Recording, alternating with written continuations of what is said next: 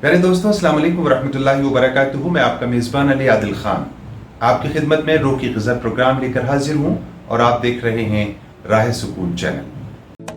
मौलाया सल्ली व सल्लिम दाइमन अबदन अला हबीबिका खैरुल खल्क़ि कुल्लिहिम।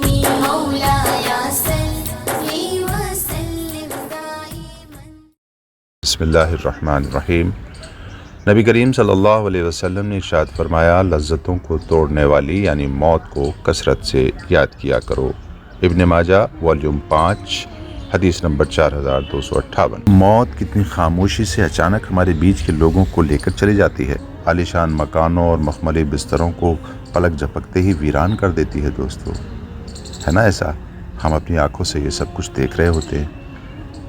अजीब बात यह है कि ना हम इससे खौफ खाते हैं और ना अपनी मौत की तैयारी में लगते हैं। अल्लाह के रसूल सल्लल्लाहु अलैहि वसल्लम ने फरमाया, तुम में दाना और अक्लमंद वो शख्स है जो मौत से पहले मौत की तैयारी कर ले।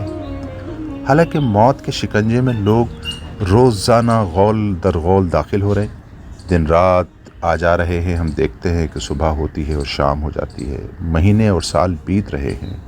कब किसकी बारी आ जाए कि एक दिए की मानिंद रोज़ ख़त्म हो रही है।